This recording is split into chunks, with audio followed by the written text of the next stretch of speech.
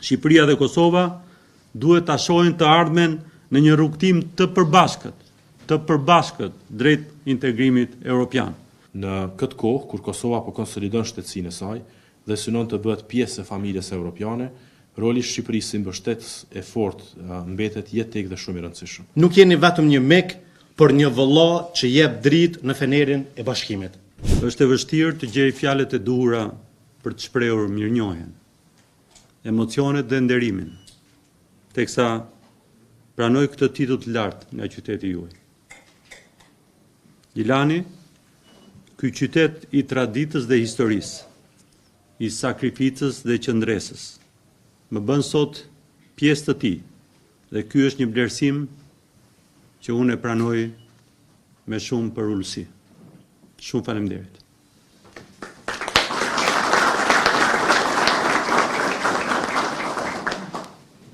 Ky titull i përket të gjithë shqiptarëve, që në momentet më të vështira të historisë së Kosovës qëndruan pranë dhe krah jush si pjesë e pandashme. Ne do të qëndrojmë pranë njëri tjetrit kurdoherë, edhe në kohë paqe, sepse paqja që të mbrohet kërkon diçka edhe më të vështirë.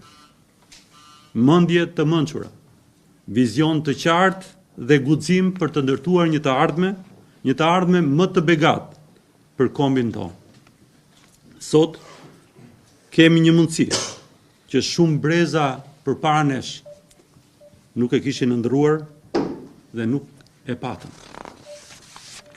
2 shtete, një komb, një gjuhë, një gjak.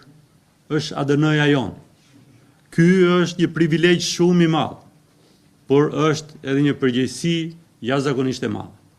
Duhet të dimë ta përdorim këtë mundësi. Ta përdorim këtë mundësi për të forcuar njëri tjetrin, për të ndërtuar një ekonomi të bashkuar, për të ndarë së bashku eksperiencat më të mira dhe patjetër për të ngritur bashkë si shqiptar. Ne duam të jemi pjesë e Europës sepse i përkasim asaj me vlera dhe në histori. Ne jemi europian në shpirt, në traditë dhe në kulturë. Jemi një popull që beson te demokracia, te drejtësia, te liria dhe te vlerat euroatlantike të një shoqërie të zhvilluar. Shqipëria dhe Kosova duhet ta shohin të ardhmen në një rrugtim të përbashkët drejt integrimit evropian.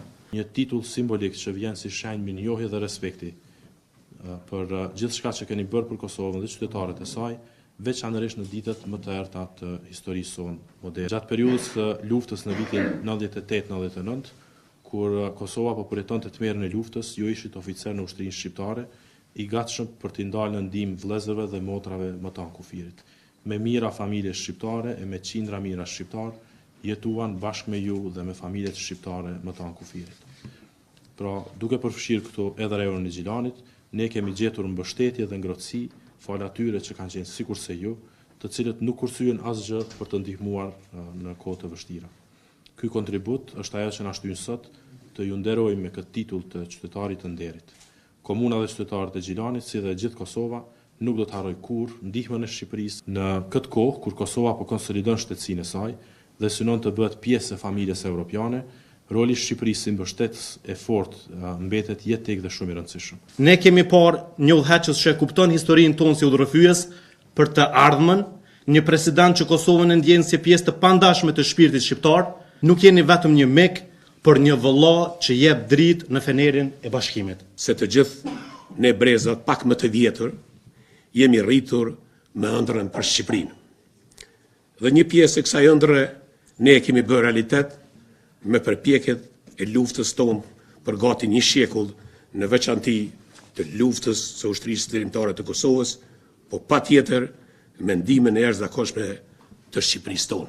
Tashmja jonë na ka mundësuar të jemi kështu të bashkuar, duke kujtuar gjithmonë ata që u sakrifikuan për bashkim.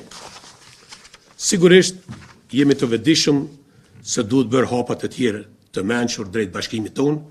Ky akt merr peshë të veçantë. Sot, duke shpallur presidentin Begaj si qytetar nderi, ne afirmojmë edhe njëherë lidhjen tonë të pathyeshme me shtetin am, me Shqipërinë.